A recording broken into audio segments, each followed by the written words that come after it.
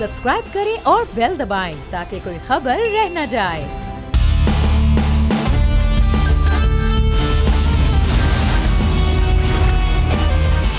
अस्सलामुअलैकुम। The special report with Mudassar Iqbal के साथ हाजिर खिदमत है। नाज़रीन, मामला ये है कि इस वक्त हुकूमत में कोई ना कोई बहरान तो सामने आता है, लेकिन जब खाने पीने का मामला है जिसको कंट्रोल किया जा सकता है, मामलात हल हो सकते हैं, वो भी शायद कंट्रोल में नहीं आते। चाहे वो सूबाई मामलात हों, चाहे वो वफाकी सतह पर होने वाले मसाइल हों। लेकिन मसला ये है कि पंजाब जहाँ सबसे ज़्यादा कहा जाता है कि गंदम की पैदावार हुई है, वहाँ पर अब ये कहा जा रहा है कि अगले आने वाले दिनों में आटे का बहरान पैदा हो सकता है। एक तरफ तो आटे की कीमतें हैं जिस पर सवाल उठाया जा रहा है कि आटे की कीमतें बहुत ज़्यादा हैं। फिर ये जवाब दिया गया कि इस बार किसान को ज़्यादा गंदम की कीमत दी गई है, इसलिए आटे की कीमत में इजाफा होगा। और दूसरी जानिब अब आटे की कीमत में इजाफे के हवाले से और आटे की सप्लाई के हवाले से एक मसला खड़ा हो रहा है कि इस वक्त जुड़वा शहर यानी कि इस्लामाबाद और रावलपिंडी में आटा नायाब हो जाएगा, क्योंकि वहाँ पर अब आटे की जो पिसाई का मामला है, फ्लोर मिल्स हैं उनको बंद करने के हवाले से जो फ्लोर मिल्स एसोसिएशन है वो बात कर रही है। उन्हें कहा जा रहा है कि आप जनूबी पंजाब से दूर दराज से गंदम वहाँ से लेकर आएँ और उसका आटा बनाया जाए, लेकिन वहाँ जो मसाइल हैं कि वहाँ से लाना, उसके कैरेज यानी कि किराया ज़्यादा होगा और उसके बाद वो कीमतें बढ़ानी पड़ जाएंगी, जो हुकूमत इस वक्त इजाज़त भी नहीं दे सकती है। तो ये सारे मामले पर अल्टीमेटली बहरान की कैफियत पैदा हो जाएगी। क्या हुकूमत इसका इदराक कर रही है नहीं, इस पर हम बात भी करेंगे। हमारे साथ इस वक्त मौजूद हैं इस्लामाबाद गुलाम मुर्तज़ा। बहुत शुक्रिया गुलाम मुर्तज़ा, आपके वक्त का हमें ज्वाइन किया है। इस वक्त आसिम रज़ा अहमद साहब ने फ्लोर मिल्स एसोसिएशन पंजाब के चेयरमैन है। बहुत शुक्रिया आसिम रज़ा साहब, आपके वक्त का भी। मामला क्या है कि इस वक्त पंजाब के अंदर और ख़ासतौर पर अपर पंजाब में क्या आपको गंदम नहीं मिल रही है या गंदम वहाँ पर मौजूद है, तो क्या वजूहात हैं, आपका क्या मुतालबा है कि आप दूर से गंदम नहीं उठा सकते? वजह, असल मसला क्या है? उसके अंदर पिंडी जो शहर है हमारा, उसके अंदर इस टाइम पे गंदम अवेलेबल नहीं है और एक पॉलिसी बनाई गई थी जिसपे 25% कहा गया था कि हम उठाएं बाहर से जाके, जिसपे तमाम इंडस्ट्री ने इनकार किया था और एक कैबिनेट कमेटी को भेज दी गई थी समरी, लेकिन टिल दिस टाइम उसका डिसीजन नहीं हुआ और मिल्स को फोर्स किया जा रहा था कि हम वो लेके आए वहां से उठा के। हेलो, जी जी, आवाज आ रही है? जी जी, बिल्कुल सुन रहे हैं जी। अच्छा, अब इस सूरत हाल के अंदर जब ऐसी सूरत हाल है जी, तो टाइम पे पीछे से गंदम लेके आने का, तो जब 350 रुपया किराया होगा तो वो वाइबिलिटी और फिजिबिलिटी नहीं बन सकती, 80 रुपए थैले के ऊपर बनते हैं। लिहाजा इस हवाले से मिल ने गंदम लिफ्ट नहीं की, क्योंकि हम वो नहीं दे सकते लोकल मार्केट में 1100 रुपए का 20 किलो सेल नहीं कर सकते, तो इस वजह से डेडलॉक था। आज एडहॉक बेसिस पे जो पिंडी में मीटिंग हुई, उसके अंदर डायरेक्टर फूड ने 1 हफ्ते के लिए इस मामले को पेंडिंग करवाया और हमने भी आवाम की सहूलत के लिए इसे एक्सेप्ट करते हुए कि वो लोकल गंदम दे रहे हैं हमें, हमने लिफ्टिंग भी करनी और कल से माल भी देंगे। लेकिन अगर ये हफ्ते के अंदर मामला रिजॉल्व ना हुआ तो कल हमारे इजलास जो लाहौर में होने जा रहा है तमाम एग्जीक्यूटिव्स का, उसमें हम डिसीजन लेंगे और जो कमिटमेंट्स उस टाइम पे फूड डिपार्टमेंट ने हमसे की थी कि ट्रांसपोर्टेशन नहीं होगी और प्लस मिनिमम बैग्स उनसे हैं वो 12 बोरी की थी, ग्राइंडिंग चार्जेस थे, इन सब पे हम अपना लायामल कल देंगे मार्केट के अंदर। बिल्कुल ठीक है। अच्छा, आप हमारे साथ ही रहेगा। ये जो गंदम उठाने का मामला था और 25% जो है वो बाकी इलाकों से, उस पर हम बात करते हैं थोड़ा सा। गुलाम मुर्तज़ा हमारे साथ मौजूद है। गुलाम मुर्तज़ा, ये मामला बड़ा एक सादा सा है, यानी कि गंदम, आटा सबसे एक सादा चीज़ है जो मार्केट में लेने के लिए और सबसे बुनियादी चीज़ है जो लेने के लिए जा रहे होते। ये क्यों डेडलॉक इन छोटे छोटे मामलात पर आता है? पिछले दिनों में हमने देखा चेयरमैन जो शुगर एसोसिएशन है वो मिले, उन्होंने कहा कि हुकूमत जो है वो किसी भी किस्म का ये मामला ना करे कि तयन होगा, क्योंकि अब क्रशिंग का इशू सीज़न चल रहा है। तो ये छोटे से मामलात हैं, ये हल क्यों नहीं हो पाते हैं? ये क्यों मसाइल जाते हैं, फिर डेडलॉक आता है, फिर मुज़ाकरात होते हैं, फिर डेडलॉक आता है? इसकी बुनियादी वजह क्या हो रही है इस्लामाबाद में? देखिए सर, इस तरह से लग रहा है कि जैसे कोई मैकेनिज्म है जो किसी भी फसल की तैयारी से एक पहले एक्टिव होता है और उसमें से करोड़ों अरबों रुपया बना के साइड पे हो जाता है। ये जो सूरत हाल है ये भी उसी तरफ जा रही है और गवर्नमेंट की ये कोशिश होनी चाहिए कि फ्लोर मिल्स को वो जितना उनका कोटा है उस कोटे के मुताबिक एक पूरी गंदम फराहम करें और जिस रीजन को जहां से गंदम का वादा रीजन से गंदम उन्हें फराहम की जाए ताकि वो कंट्रोल रेट पर जो गवर्नमेंट का रेट होगा उस पर आटा आवाम को सप्लाई कर सकें। अब अगर रावलपिंडी रीजन के मिल ओनर्स को आप ये कहेंगे कि रहीम यार खां से आप गंदम उठाएं या भावलपुर के गोडाउन से जाके आप गंदम उठाएं तो वो एक्स्ट्रा पैसे जो उनका ट्रांसपोर्टेशन खर्च होगा अल्टीमेटली वो किसके ऊपर जाना है, वो एंड कंज्यूमर के ऊपर जाएगा। तो वो डेफिनेटली इसका रेट बढ़ाएंगे। इसका रेट जब गवर्नमेंट सतह पे 1100 वाला थैला 1300 का बिकेगा तो फौरी तौर पे अभी तो पहले ही रेट्स हैं, ये तो सब्सिडाइज आटे के रेट्स हैं। अगर आप वैसे जाएं तो 1500 का थैला मिल रहा है आपको और चक्की का आटा 1700 रुपए का 20 किलो मिल रहा है। तो ये 3-4 रेट हमें पहली दफा इस हुकूमत में देखे हैं। अदरवाइज एक ही आटा होता था और या वो 10 किलो की थैली होती थी या 20 किलो की थैली होती थी। आजकल टेक्निकली एक 15 किलो की थैली भी इंट्रोड्यूस करवाई गई है और उसमें ना उसका रेट होता है ना वो रेट होता है क्योंकि गवर्नमेंट रेट जारी करती है 10 kg का और 20 kg का। अब इसमें सूरत हाल इस तरह से डेवलप हो रही है जिस तरह से इन्होंने एक हफ्ते का टाइम दिया है। ये अल्टीमेटली में आप देख लीजिएगा 2-3 दिन में ये पिसाई कम कर देंगे मिल ऑनर्स। ये अपनी मिलों की पिसाई कम करेंगे तो इनकी जो पैदावार है आटे की बाहर देने की जो सप्लाई है वो मुतासर हो जाएगी। जो ही सप्लाई चेन डिस्टर्ब होगा फौरी तौर पे हम देखेंगे कि किसी ना किसी जगह से प्राइवेट लेके आटा पहुंच जाएगा यहाँ पे या कोई गंदम के ट्रक लेके आ जाएगा या कुछ और हो जाएगा और खबरें चलनी शुरू हो जाएंगी आटा स्टार्ट हो गया। इसी जो मार्केट क्राइसिस कहते हैं कि जब ये मार्केट में इस तरह की ह्यूमर्स जो है ये फैलाई जाती हैं, इन र्यूमर से हम ये देखते हैं कि उसके बाद जो रेट एक्चुअल होता है वो नहीं रहता बल्कि ये कंट्रोल उनके पास चला जाता है जो इसको हेजमनी करना चाहते हैं, जो इसका रेट बढ़ाना चाहते हैं, जो मुनाफा कमाना चाहते हैं। तो यहाँ गवर्नमेंट का विजडम तो काम नहीं कर रहा।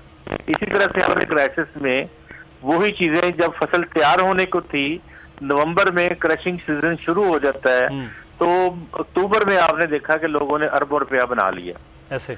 अब ये नवंबर जा रहा है और हमारे पास दिसंबर जनवरी फरवरी 3 महीने मार्च में हमारी कटाई गंदम की शुरू होनी है। तो ये अभी बुवाई का मौसम है।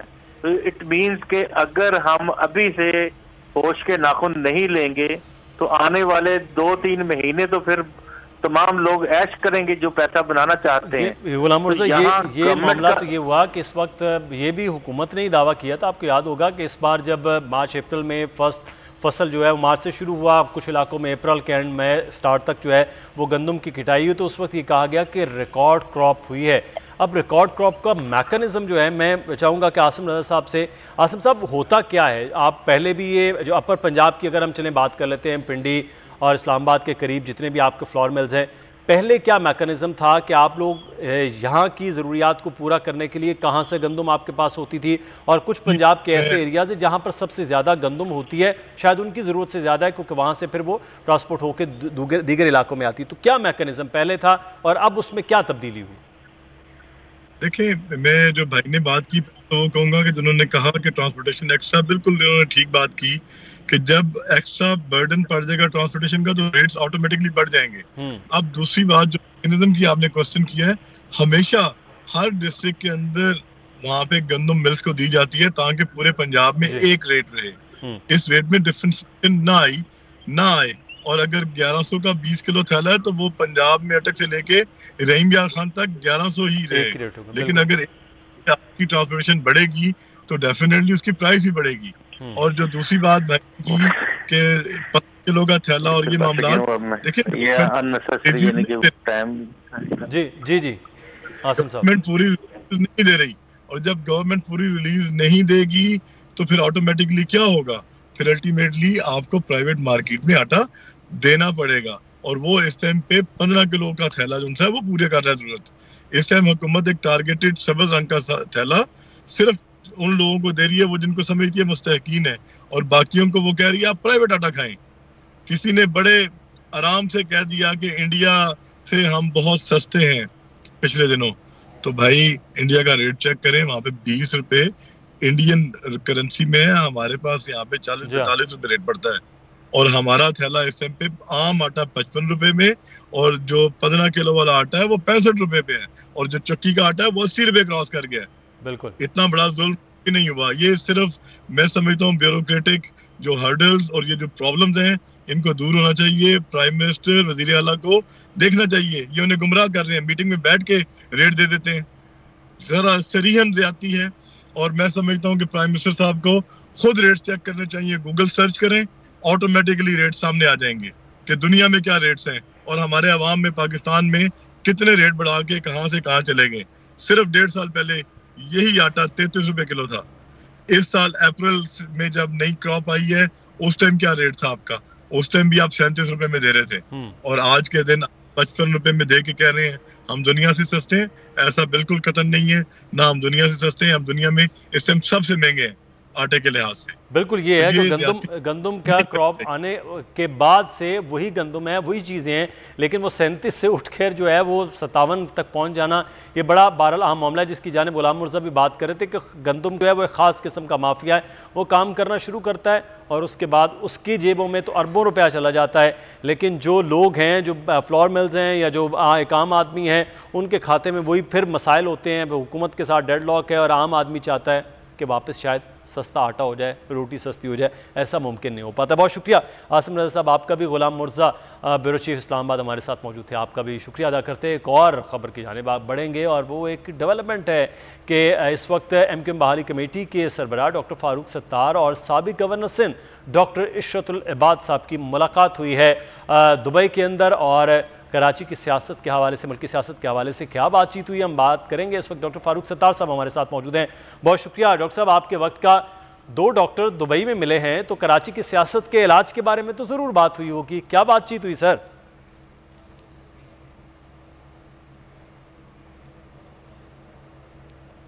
डॉक्टर फारूक सत्तार साहब से हम दोबारा से रब्ता करते हैं, लेकिन ये मामला ये है कि इस वक्त ये मुलाकात को खासा अहम देखा जा रहा है कराची की सियासत के हवाले से। डॉक्टर साहब शुक्रिया आपका, आपने वक्त दिया। 2 डॉक्टर्स मुलाकात दुबई में कर रहे हैं, मामला कराची का है, तो कराची के मसाइल के हल के लिए तो 2 डॉक्टर्स ने कुछ ना कुछ सोचा होगा कि क्या इलाज किया जाए।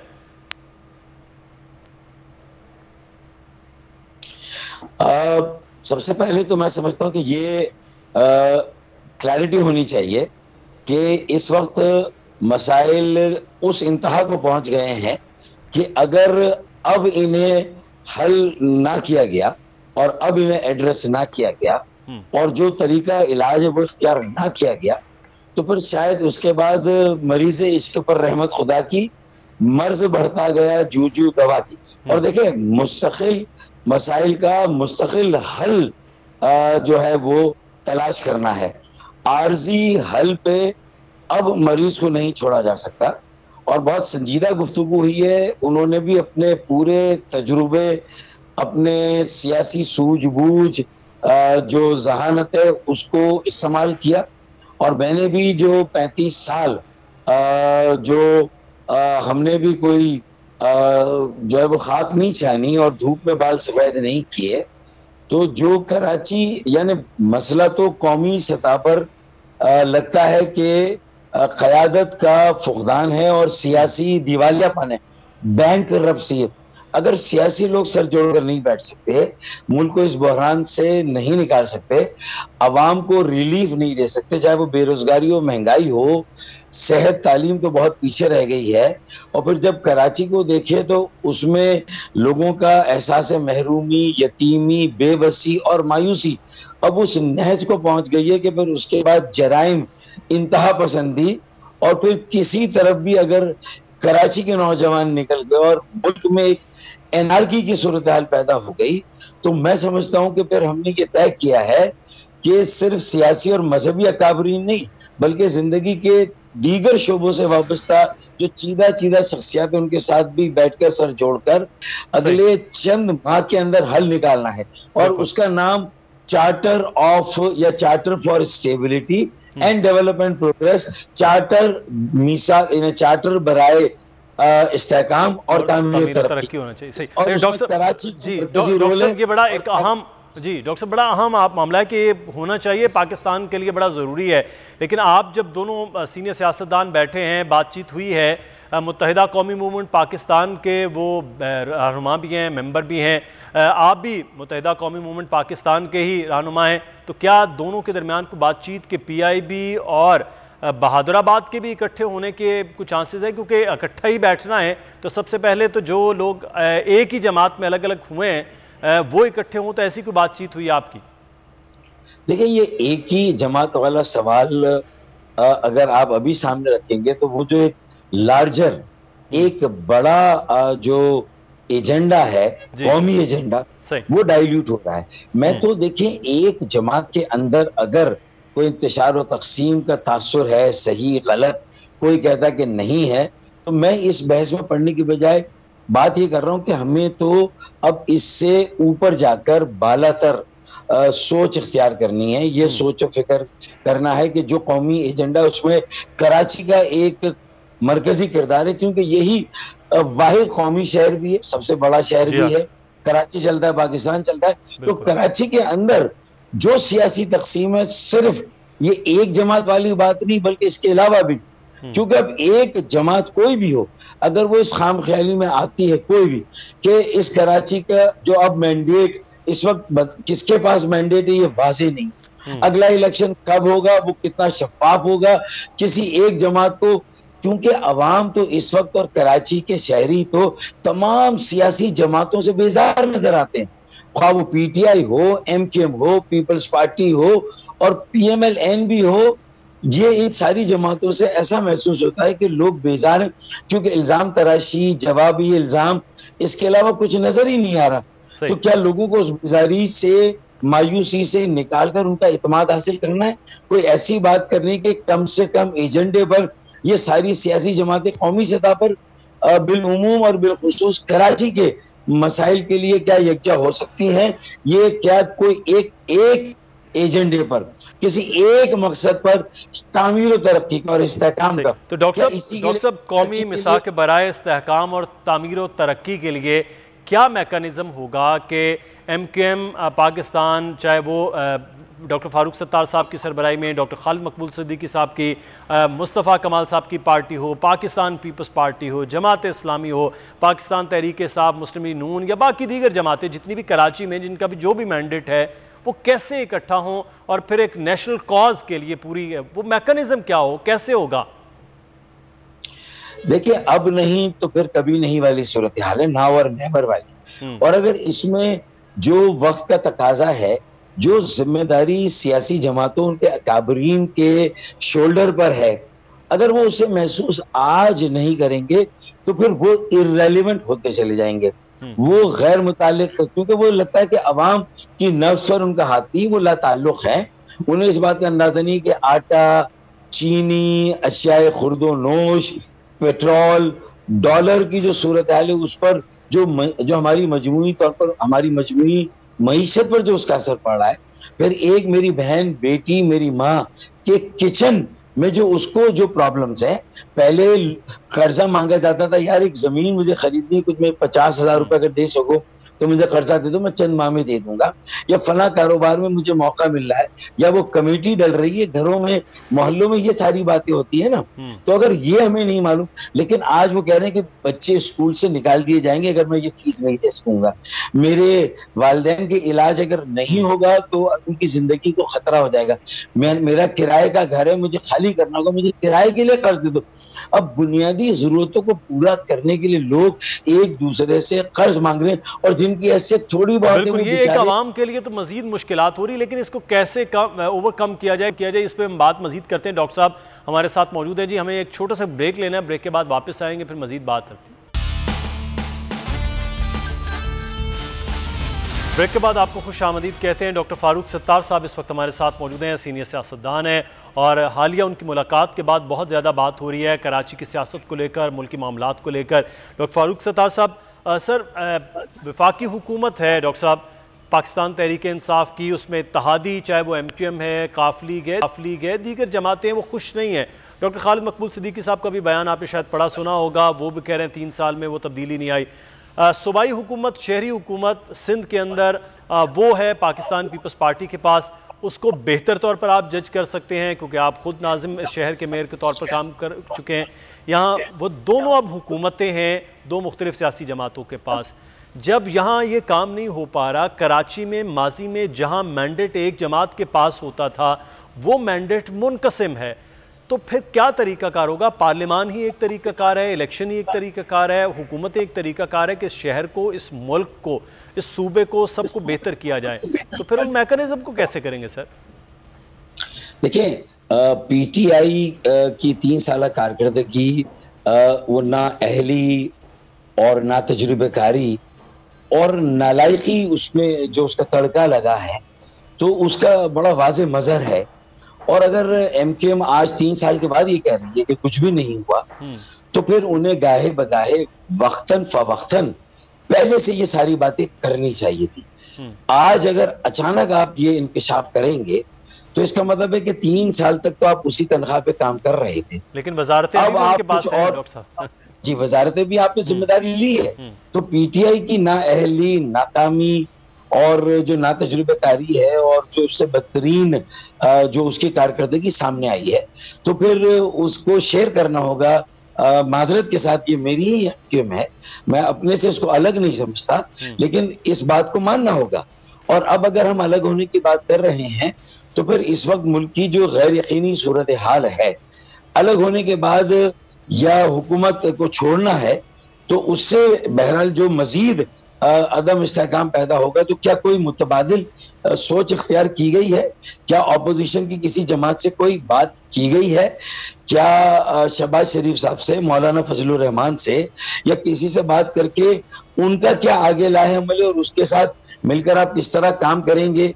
क्या कोई ऐसी सूरत हाल हो सकती है, होने वाली है, जो वोट ऑफ नो कॉन्फिडेंस की हो कि अगर पार्लिमानी जमहूरियत ही है हमारा आखिरी वो है जो सहारा है और हम फौरी तौर पर शायद इलेक्शन में जाने की पोजीशन में है या नहीं है, ये मैं अकेला ये तबसरा नहीं कर सकता। तो फिर कोई ना कोई तो ये सोच विचार होना चाहिए। और फिर इन सारे झमेलों में कराची कहाँ पर है? और कराची के लिए जो आपने 3 साल इंतजार किया और आपको कुछ भी नहीं मिला, तो क्या ये बेहतर नहीं था जो फारूक भाई ने मशवरा दिया था 3 साल पहले कि देखें आप हुकूमत में वजारतें ना लें, हुकूमत में शामिल हो, हुकूमत का साथ दें, हुकूमत की कानून साजी हो, बजट साजी हो, कोई पॉलिसी हो, उसको आप सपोर्ट करें, लेकिन हर 3 महीने के बाद हुकूमत को मॉनिटर करें, उसकी कारकर्दगी को मॉनिटर करें, एक मैकेनिज्म ऐसा बनाए जिससे कि ओवरऑल परफॉर्मेंस और डिलीवरी क्या है।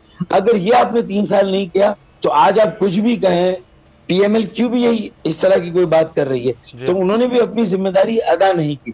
इसीलिए मैं कहता हूं कि हुकूमत को, PTI को, उनके हलीफों को भी अब कहीं ना कहीं ऑपोजिशन के साथ बैठकर भी अगर अब ये आखिरी 2 साल कोई लोग अगर दोबारा इत्मीनान दें और ये हुकूमत 2 साल कायम रहे, तो सवाल यही पैदा हुआ है कि जब 3 साल में आप कुछ नहीं कर सके तो 2 साल में क्या करेंगे?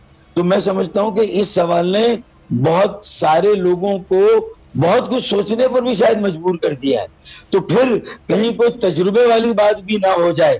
तो ये मैं सारी बातें इसलिए रख रहा हूं कि मुल्क में एक नहज पर मुल्क को पहुंचा दिया जाता है, आगे खाई है, पीछे समंदर है, तो मुल्क और कौम और अवाम कहाँ जाएंगे?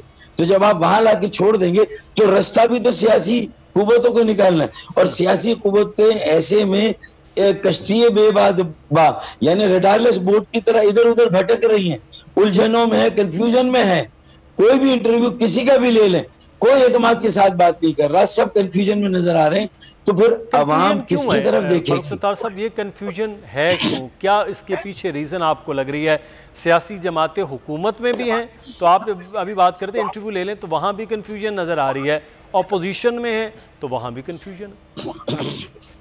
देखिए, इसलिए कि माजरत के साथ लगता है कि सब गिरोही मफादात के लिए सियासत कर रहे हैं, जमाती मफादात के लिए सियासत कर रहे हैं, या इनफरादी मफादात के लिए चंद लोगों का कब्जा है मुख्तलिफ जमातों पर और वो हावी हैं और उनके मफादात के लिए जो है वो पार्टियां अपनी नेविगेशन कर रही हैं और मगरमच्छों से बचने की कोशिश कर रही हैं, नेविगेशन। लेकिन मुझे नहीं लगता कि हम किनारे पर इस नैया को पहुंचा सकते हैं जो सूरत हाल है। इसीलिए हमने ये कहा है कि आर्टिकल 149(4), आर्टिकल 140A, आर्टिकल 160 में कौमी मालियाती कमीशन नहीं बना। आपकी तरजीहात गलत है। आप शहरों जिलों को बराह रास्त अगर वसाइल देने की बात करेंगे, बल्दियाती इख्तियारात वसाइल के लिए जो पिटीशन डॉक्टर फारूक सत्तार की 140A की सुप्रीम कोर्ट में, उसको अगर सारी जमातें मिलके या हुकूमती जमातें मिलके परस्यू नहीं करेंगी और सुप्रीम कोर्ट उस पर इंटरप्रिटेशन करके कोई फैसला नहीं देगी, तो ये निज़ाम कैसे आगे बढ़ेगा? जब इख्तियार और वसाइल की तकसीम पर आर्टिकल 160 में बड़े वसाइल की तकसीम, आर्टिकल 140 में इख्तियारात और वसाइल की तकसीम सूबे से जो है वो बल्दियाती इदारों, शहरी इदारों और शहरी हुकूमतों की तरफ। इसी तरह आर्टिकल 149(4) में जो आप कह रहे हैं कैसे मैकेनिज्म होगा, कि शायद वफाक और वफाक के इदारे तैयार हैं कि कोई बड़े वसाइल कराची को दिए जाए। उसका अंदिया दिया गया बारिशों में 1100 अरब का, लेकिन दिया नहीं गया, कोई पैसा रिलीज, नालों की सफाई के अलावा कोई काम नहीं हुआ। और वो भी कितने हुए, बारिशों में क्या हुआ सबने देख लिया। अब उसके बाद हम आते हैं इस सवाल के बाद कि फिर वो कैसे फंड्स आएंगे। तो अगर फंड्स आएंगे तो खर्च कौन करेगा, ये मसला भी। आर्टिकल 160 में कौमी मालियाती कमीशन बन जाए, कराची, लाहौर, पेशावर, कोयटा और बहुत सारे सेकेंडरी सिटीज को भी पैसा मिल जाए, तो खर्च कौन करेगा? तो उस पर मैंने कहा ये लड़ाई ना लड़े कि किस जमात का कौन सा शहर है। शहर तरक्की के इंजन है। चाइना की तरक्की को आप देख लें, मलेशिया की तरक्की को, ये बड़ी आबादी वाले मुल्क है।